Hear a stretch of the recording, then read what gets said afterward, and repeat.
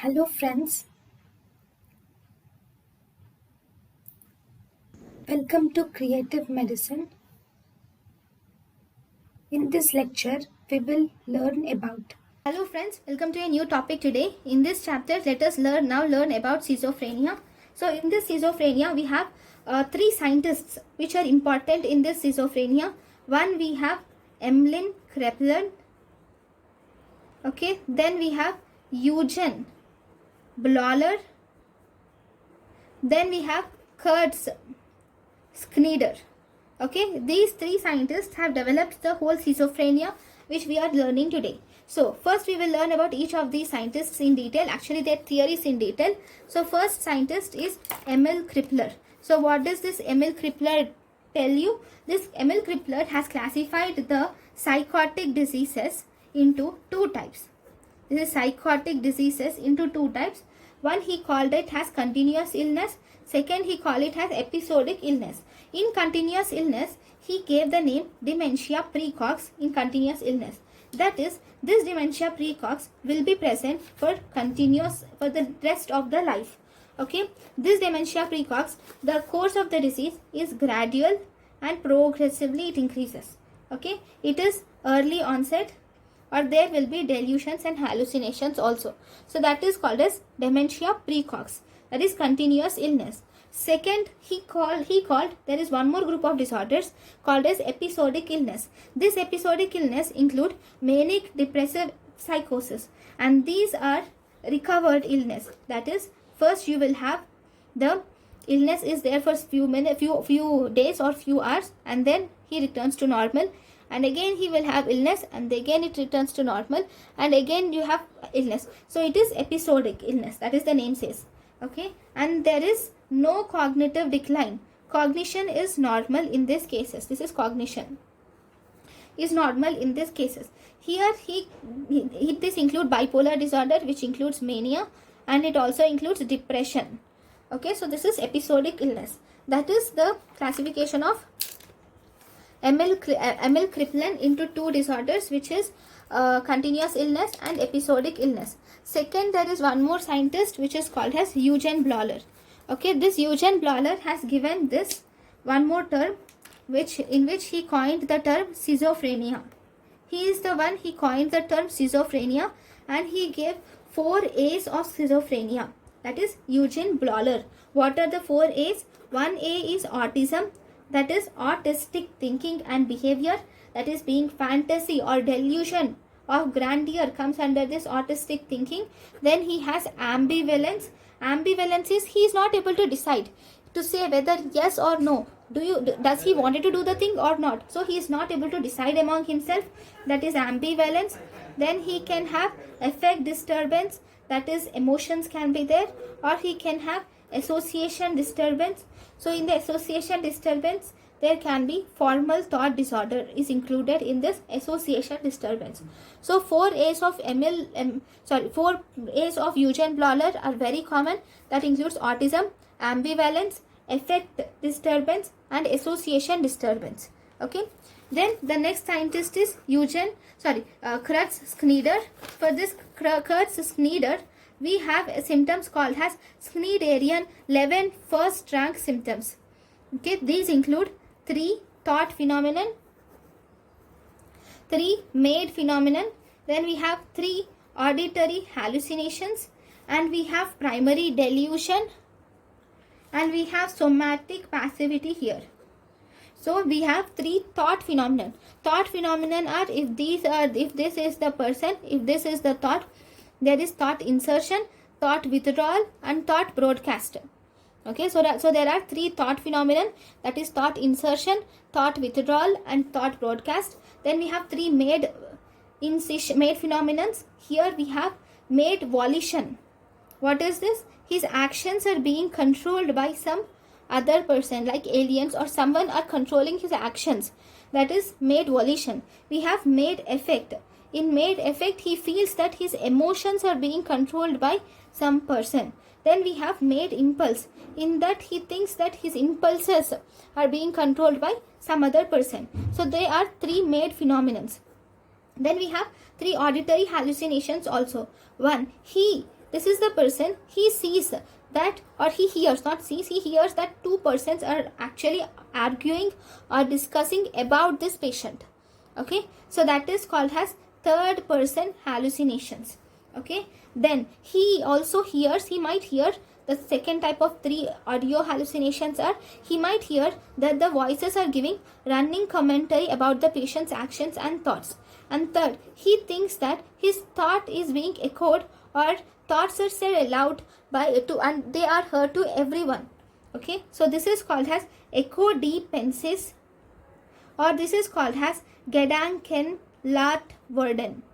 Okay, that is three auditory hallucinations include third person hallucinations, running commentary, or thought echoes, or Gedankenlautwerden, or echo Deepenses. Then what is primary delusion? Primary delusion is the delusion that is attached to the normal person, that is delusional perception is present. And we have somatic passivity. Here the patient experiences a somatic sensation, like he experiences some insects crawling on him, and he states that some other person or some alien has made this bugs to crawl on his body, and those bugs are not visible. So that is somatic passivity. Then one important thing is about the epidemiology. These numbers are important. Here, what is the lifetime prevalence of schizophrenia? It is 1%. What is the point prevalence of schizophrenia? That is 0.5 to 1%. What is the incidence rate of schizophrenia? Incidence rate is 0.15 to 0.25%. Okay, this is most common in adolescents and young adulthood. It is more common after 45 years of age. It is equally seen in both males and females.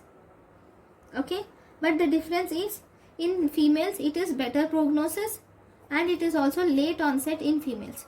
Okay, so this is important. These numbers are also important. Lifetime prevalence of schizophrenia is 1%. Point prevalence of schizophrenia is 0.5 to 1%. Incidence rate of schizophrenia is 0.15 to 0.25%. Then there is risk of schizophrenia, and the family history of schizophrenia is also important. So if the parent has schizophrenia, one parent has schizophrenia, there is 12.5% of risks. If both the parents have schizophrenia, there is 40% of risk. If the non-twin sibling has schizophrenia, then it is 8% of risk. If the dizygotic twin has schizophrenia, there is 12% of risk for schizophrenia. If monozygotic twin has schizophrenia, then there is 47% of risk for schizophrenia. This schizophrenia is more common in lower socioeconomic status. It is more common in patients who are single or divorced patients. It is more common. So this is the risk strategy of schizophrenia. Now, once you have learned about the risk strategy of schizophrenia, now body types which are employed in schizophrenia. These body types, if you see, you can divide the people into three different types. One, which are schizophrenia, the patients can be thin and weak. Okay, in them thin and weak patients, there is increased risk of schizophrenia. Second, they can be muscular. Okay, there can be some people who are muscular. In these patients who are muscular, okay, that is called as athletic. See, those they are thin are called as aesthetic. Those they are muscular are called as athletic. Okay, they do not have any risk of schizophrenia. Second, there can be people who are very short and they are very fat. Okay, so this short and fat patients are called as picnic patients. Even they have increased risk of schizophrenia. So risk of schizophrenia is increased in aesthetic patients and picnic patients. There is no risk of schizophrenia in athletic patients. Now, what is the etiology of schizophrenia? Schizophrenia has first hypothesis, neurotransmitter hypothesis. In neurotransmitter hypothesis, the neurotransmitters involved here are dopamine or serotonin. There is increased dopamine and serotonin in schizophrenia. Other neurotransmitters like GABA, glutamate, acetylcholine and noradrenaline are also employed. Then second, we have genetic factors. In the genetic factors, we have DISC1, which is disrupted in schizophrenia, or COMT, which is catechol O methyltransferase. So these two are also genetic factors which are employed in schizophrenia. And there is Dye-George syndrome is also associated in schizophrenia, which is 22A11.2 deletion is also associated with schizophrenia. Third, we have neuropathological factors. Neuropathological factors include cerebral ventricles are enlarged.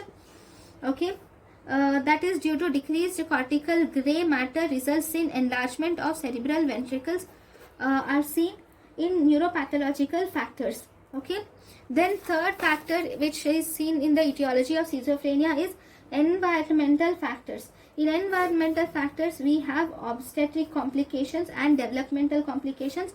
When we have stressful life, especially childhood trauma can cause schizophrenia, or if there is birth in winters and early spring can also lead to schizophrenia. If there is any prenatal exposure to influenza and malnutrition can cause schizophrenia. In drug abuse and cannabis, there can be schizophrenia. In urban birth, there can be schizophrenia. In family history of schizophrenia can also lead to schizophrenia. There is something called as 3 new things which are being asked recently, like double blinding. There is something called as marital schism or marital skew. Okay, what does this mean? In double blinding, see, there will be a child, okay, and the parents, okay, of this child, mother and father, these both will give 2 opposite information to the patient. Like, for example, this mother gives asks the child to sit, whereas this father asks the child to stand. Okay, so these 2 opposite informations which are given by the parents to this child gets confused, and he might develop at the end in the adulthood schizophrenia. Not simple things like this, but major things like that can result in this double blinding. Then we have marital schism. What is this marital schism? Marital schism is overt conflict. The patients have if there is lots of conflict in the family, then that can result in schizophrenia. And marital skew is covert conflict, can result in schizophrenia. So these are the 2 different types of, all these are the different types of environmental factors associated with schizophrenia. Let us deal with them again. There are obstetric complications, the developmental complications, stressful life events or childhood trauma resulting in schizophrenia, birth in winters and springs, prenatal exposure to influenza and malnutrition, drug abuse like cannabis, urban birth, family history, double blinding, marital schism, marital skew. All these will result in schizophrenia. Now, once we have learned about the symptoms of schizophrenia etiology, now coming to the symptoms of schizophrenia. So, in the symptoms of schizophrenia, we have positive symptoms and we have negative symptoms also. What are positive symptoms? Positive symptoms include delusion, hallucinations. Okay. These positive symptoms have good prognosis factor, and the etiology of these positive symptoms is due to increased dopamine in the mesolimbic tract. Okay, among these delusions and hallucinations, delusion is the first to respond to therapy. First therapeutic response which you get is from hallucinations. Okay, these 2 are the positive symptoms. Then coming to negative symptoms, in the negative symptoms they have poor prognosis and there is poor response to therapy also. And these include avolition, that is loss of drive to goal directed activities, and we have apathy, that is loss of concern. Then we have enhedonia, as I have already told you in my last class. Enhedonia is loss of pleasure in previously pleasurable events. Then there can be asociality, there is loss of social interaction, he doesn't go out in public. Or there can be affective blunting or emotional blunting can be there. Or there can be alogia, that is decreased verbal communication can be there. What is the etiology here? Here there is decreased dopamine will result in this negative symptoms. Positive symptoms are due to increased dopamine, whereas these negative symptoms are due to decreased dopamine. Then we have one more symptoms which are called as disorganizational symptoms. And in this disorganizational symptoms we have 3 different types. One, we have disorganized behavior. Okay, then we have disorganized speech and thinking. and we have inappropriate affect. In disorganized behavior, these are odd and socially inappropriate behavior can be there. In disorganized thinking, we can have formal thought disorders, or there can be inappropriate affect. Already these things have been already dealt in introduction topic, so please look into them for better understanding. Okay, these are the symptoms. And in the schizophrenia, there are also motor symptoms which you see in the schizophrenia. These are also called as catatonic symptoms, or you can also call it as symptoms of conation. And this has been, symptoms of conation word has been coined by Carl Kahlbaum. Carl Kahlbaum has coined this term. Here in this motor symptoms, there is stupor, there is posturing. What do you see in stupors? In stupor, there is immobility and hypoactivity is seen. In posturing, there is maintaining a posture for longer period of time. If he has to stand, he can stand for in that posture for longer period of time, that is posturing. Then there can be waxy flexibility.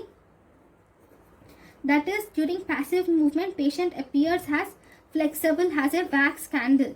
He can have a passive, during passive movement, when you are asking, when you are doing the flexion of the arm or some other passive movement, you take him to be very flexible. You will be able to do this movement very easily. That is waxy flexibility. Then there can be automatic obedience. So what is this automatic obedience? See, even if the patient has unpleasant consequences, even then he continues to cooperate to your examination. If you have asked him to stand on some place with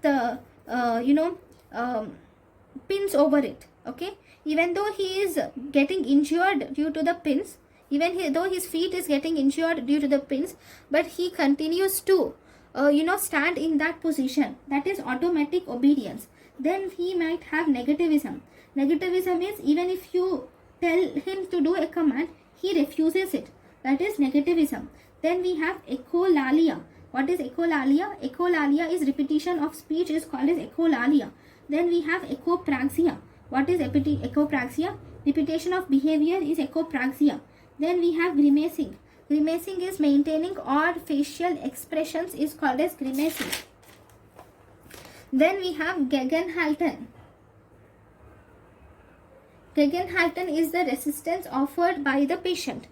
If you do a work, if you do some flexion or extension, the patient will sometimes he will give the equal and opposite force that he gives. That is the resistance that he gives.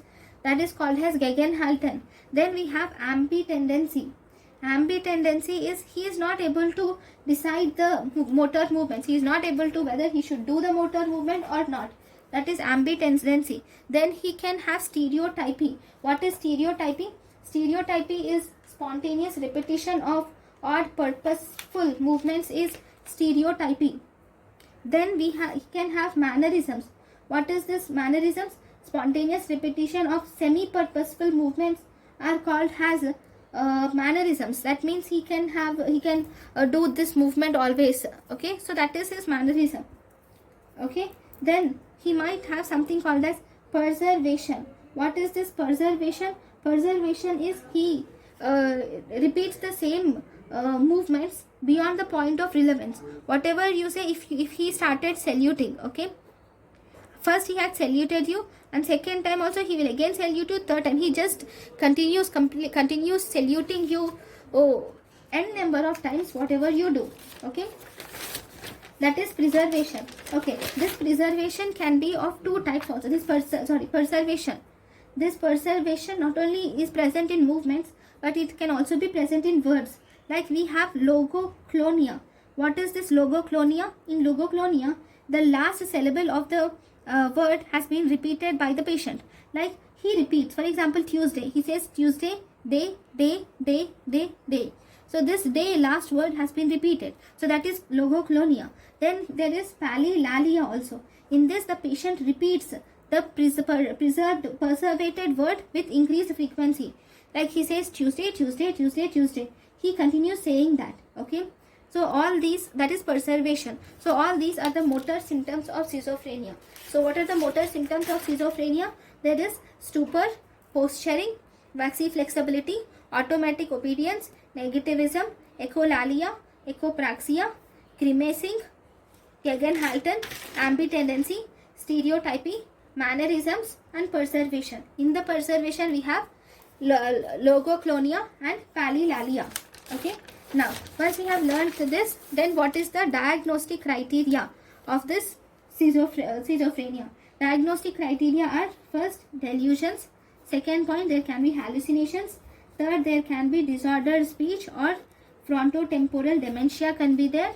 Fourth, there can be disordered behavior or catatonia, all the above symptoms which we have said. 5, there can be negative symptoms. So among all these, if there are 2 out of 5 are present for 1 month or 1 out of first 3 for 1 month, in both these cases you can call the person has schizophrenia according to ICD level. So according to ICD level, among all these, if there are 2 are present out of any 2 are present out of the 5 for 1 month, then we call it as schizophrenia. Or if there are any 1 out of these first 3 are present for 1 month, even then you call it as schizophrenia according to ICD level. Now, types of this schizophrenia. Types are, there are paranoid schizophrenia, then we have catatonic schizophrenia, then we can have hebephrenic or disorganized schizophrenia, then simple schizophrenia or residual schizophrenia. In paranoid schizophrenia, it is the most common positive symptoms are present in paranoid schizophrenia. It is most common, it is late onset, it has good prognosis, and here personality is preserved. So in paranoid, it is most common positive symptoms are present. It is most common type of schizophrenia. It has late onset, good prognosis is present, and personality is preserved in paranoid schizophrenia. In catatonic schizophrenia, as the name says, it has motor symptoms are most common, and because motor symptoms are most common, it is early diagnosis, right? Because diagnosis is early, obviously treatment is early, so prognosis is the best. What treatment should you give? Because it is catatonic motor symptoms, you should give muscle relaxant action, that is lorazepam. Benzodiazepine, IV lorazepam is the treatment of choice. If there is no response with this IV lorazepam, then you can give electroconvulsive therapy. Then hebephrenic schizophrenia, this is most commonly, this has negative symptoms and it has early onset. Okay, it has poor prognosis because it has negative symptoms, it is late to get diagnosed, so it has poorer prognosis and personality is deteriorated. Okay, then simple schizophrenia, in this there is no positive thought at all, completely it is negative, most negative. Okay, so because it is most negative, it has worst prognosis. Then in residual schizophrenia, there will be minimum delusions and minimum hallucinations, followed by mostly you will have negative symptoms, that is residual schizophrenia. So in paranoid schizophrenia, it is mostly positive symptoms are present. Most common type of schizophrenia, late onset and good prognosis, personality is preserved. In catatonic schizophrenia, here most commonly you see motor symptoms and there is early diagnosis, this is best prognosis. Treatment of choice in catatonic schizophrenia is IV lorazepam followed by electroconvulsive therapy. In hebephrenic or disorganized schizophrenia, most commonly there will be negative symptoms, it is early onset and it has poorer prognosis, personality is deteriorated, there will be improper hygiene and social interaction in hebephrenic schizophrenia. Then we have simple schizophrenia. In simple schizophrenia, there are no negative thoughts, mostly there are no positive thoughts, mostly there are negative thoughts, so this is the worst prognosis. Then you have residual schizophrenia, which has minimal delusions and hallucinations and mostly there are negative symptoms, that is residual schizophrenia. Now in the post schizophrenic depression, there is increased risk of suicide. Okay, in the post schizophrenic depression, we have increased risk of suicide. Then there is one more classification for schizophrenia, which is given by T.J. Crowe classification. What does this mean? According to T.J. Crowe classification, there are 2 types of schizophrenia, which include type 1 and type 2. In type 1, there is acute onset and there is precipitating events are present for this. And here in type 1, we have positive symptoms. See, I'll tell you the differences. Type 1, it is acute onset. In type 2, it is insidious onset. In type 1, there are precipitating factors. In type 2, there are no precipitating factors. In type 1, there are positive symptoms. In type 2, there are negative symptoms. In type 1, there is no family history. In type 2, there is family history positive. In type 1, emotions are preserved. In type 1, emotions are disturbed. In type 2, emotions are disturbed. In type 1, there is no CT or MRI finding. There is a CT or MRI finding in type 2 because it has positive symptoms, no family history, acute onset, and you can see precipitating events. So it is easily treated, so it has good prognosis. Here, this secondary, it has bad prognosis or poor prognosis. There are some signs in schizophrenia which are called as soft neurological signs in schizophrenia.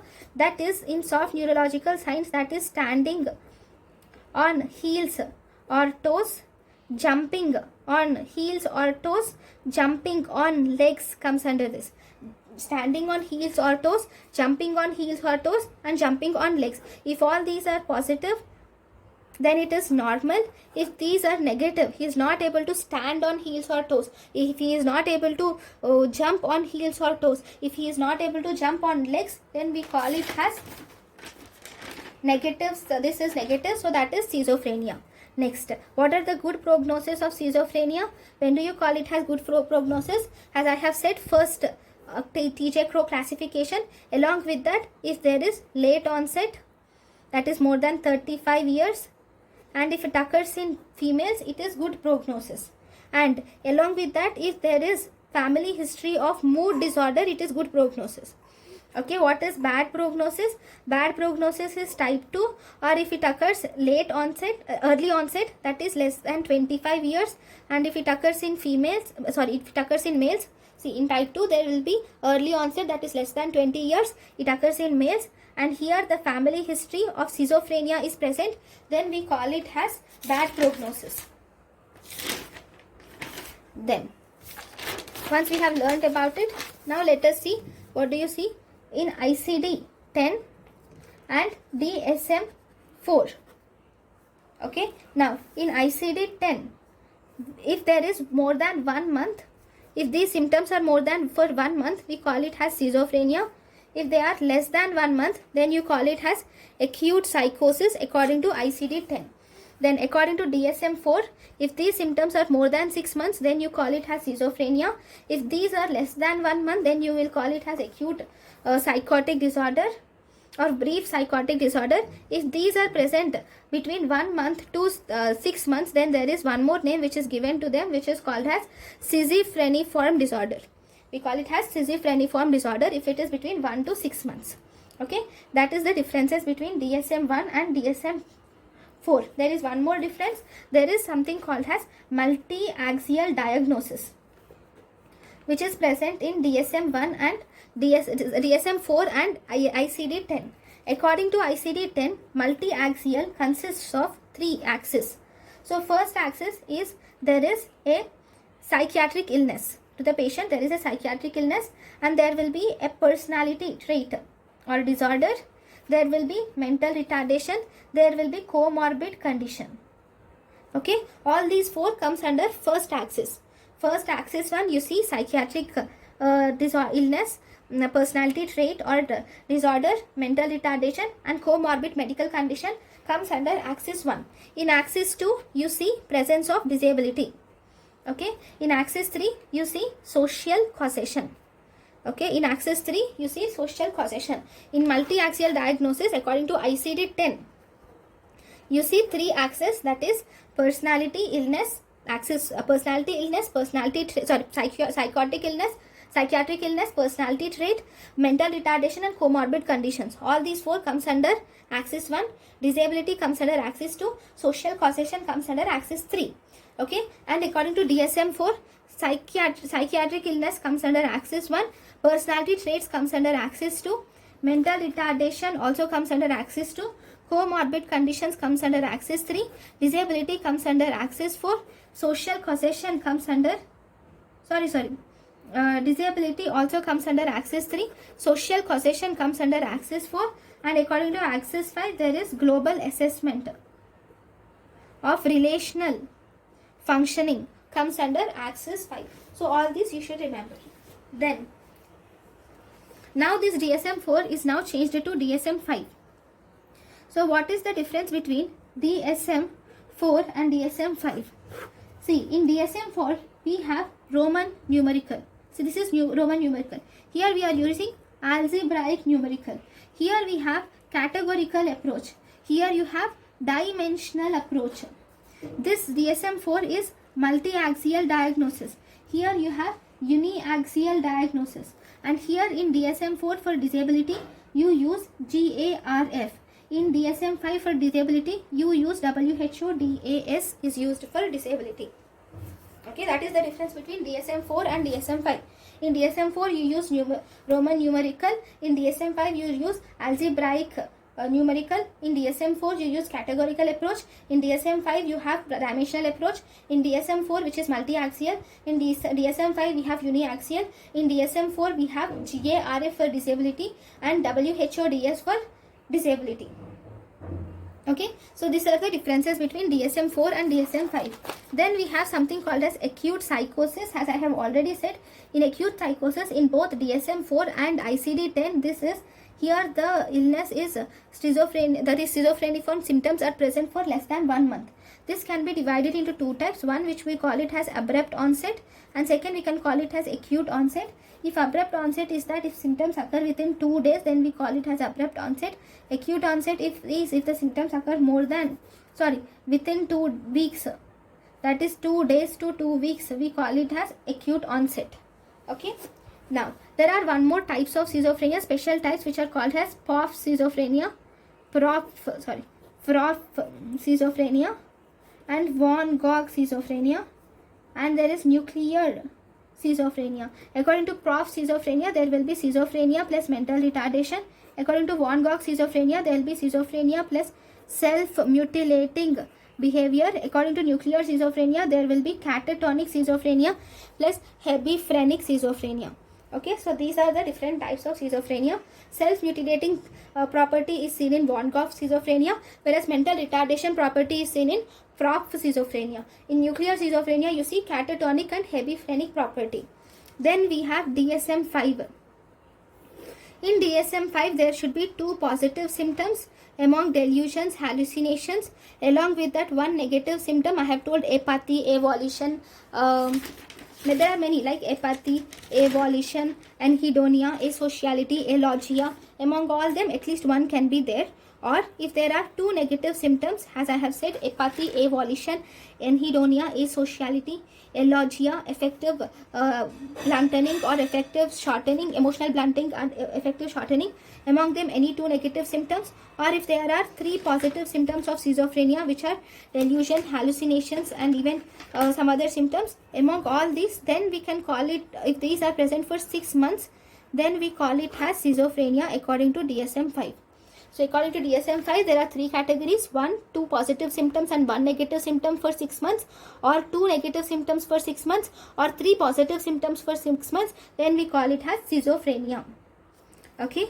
Then there are some expressed emotions in schizophrenia. What are they? There are some expressed emotions which you see in schizophrenia. These include hostility, critical comments, we have overt involvements, positive regards, and emotional warmth. You have hostility, critical comments, over involvement, positive regards, and emotional warmth. If there is hostility, critical comments, and over involvement is present, it is poor prognosis. If positive regards and emotional warmth is present, it is good prognosis. So expressed emotions are 3 types. We have hostility, critical comments, over involvements. If these are present, it is poor prognosis.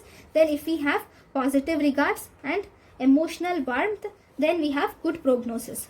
Now, once we have learned about everything, now treatment.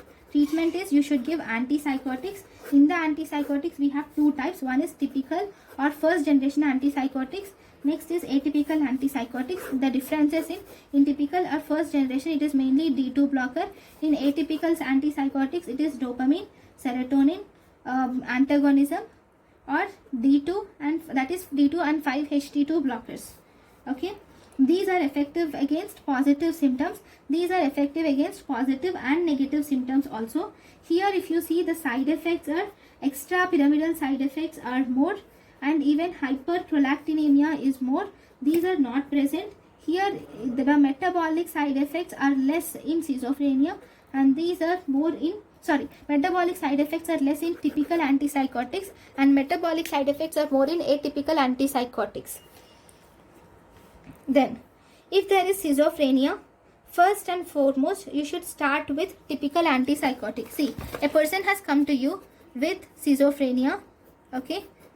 That is, there are hallucinations, delusions, and there is evolution. Okay, there are 2 positive symptoms and 1 negative symptom. You have diagnosed for 6 months. Then you have diagnosed him with schizophrenia.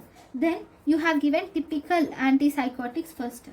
Okay, then symptoms, positive symptoms have improved, but still he had negative symptom, that is evolution. Okay, now what should you do? You should shift this typical antipsychotic with to atypical antipsychotic, and you should also give social skill training. Then the patient recovers. Okay, that is important. Next important thing is what are the typical antipsychotics? Typical antipsychotics include haloperidol, trifluperidol, chlorpromazine. Okay, all those are typical antipsychotics. Atypical antipsychotics include risperidone, olanzapine, quetiapine, clozapine. Risperidone, olanzapine, quetiapine, and clozapine are atypical antipsychotics. Right. For example, there is a problem here. If a person has schizophrenia and he has lack of insight, he doesn't believe that he is schizophrenic, so he does not take any medications. You have given him oral medications, but he is not taking it.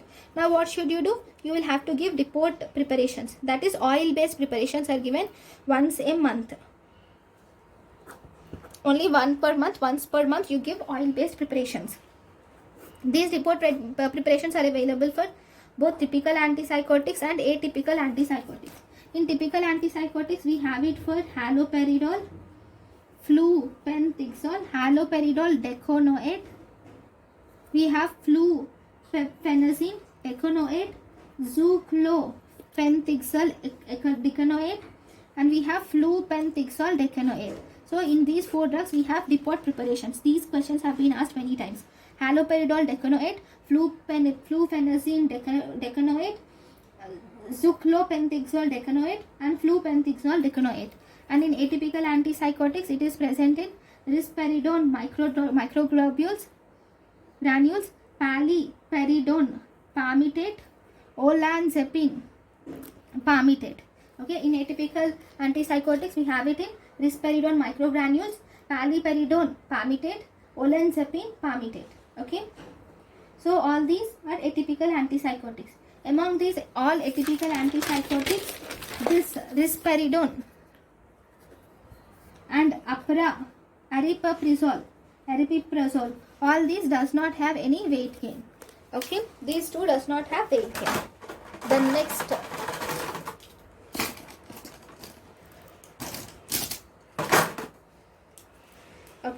what is the drug of choice for resistant schizophrenia? Think that where there is resistant schizophrenia, what is the drug of choice? For resistant schizophrenia, it is clozapine is the drug of choice. So, what are the side effects of clozapine? Clozapine, first side effect, most common side effect is sedation, which is seen in 30%. There is cyanoria, which is seen in 25%. There are dose-dependent side effects, which include seizures, and there are dose-independent side effects, which includes agranulocytosis, that is decreased WBC counts and neutrophils. So you will have to get because there is decreased WBC count and neutrophils, you will have to do WBC and neutrophil count every week. And if the WBC count is less than 3000 per millimeter cube, or if neutrophil count is less than 1500 per millimeter cube, then you will have to stop the drug. Okay, so what are the contraindications of clozapine? Contraindications of clozapine is if WBC count is less than 3500 per deciliter at initiation, or history of agranulocytosis to clozapine, or uses any bone marrow suppressions. In such cases, you will have the contraindications to clozapine. You should not use clozapine. Okay, so this is about the main side effect of clozapine. There are other side effects of antipsychotics also, but we will learn about them in pharmacology. Then once we have learnt about the schizophrenia, there is something called as persistent delusional disorder. Here there will be one single bizarre delusion. which is present for 3 months. Rest all is normal. That is called as persistent delusional disorders. If there is one single delusion for less than 3 months, then you call it as acute psychosis delusional type. You call it as acute psychosis delusional type. So you have two things. One, you have single bizarre delusion for 3 months, then we call it as persistent delusional disorder. And if there is single bizarre delusion for less than 3 months, then you call it as acute psychosis delusional type of disorder. Okay, so this is persistent delusional disorder. Then we have one more thing which is called as induced delusional disorder. What are you going to see in this induced delusional disorder or shared psychotic disorder? Okay, here in this induced delusional disorder or shared psychotic disorder, you will have spread of delusion from one person to another person. Okay, if there is spread of delusion from in between 2%, then you call it as folie à deux. And if there are more than 2 persons involving in this delusion, that is called as trias. This is not a communicable disease which spreads from one person to other. The thing here is if a son gets deluged, okay, he gets delusion, then slowly and slowly by seeing him, the mother can also develop delusion. Okay, it is like it is most common in close family members and close relationships and family members, because by seeing a person going into delusion, they also, their brain chemical processes also change in such a way that they also land up in this delusion. So that is induced delusional disorder or shared psychotic disorder. So thank you guys for watching my lecture. In the next class we will learn about bipolar mood disorder. Thank you. Thank you and thank you for watching.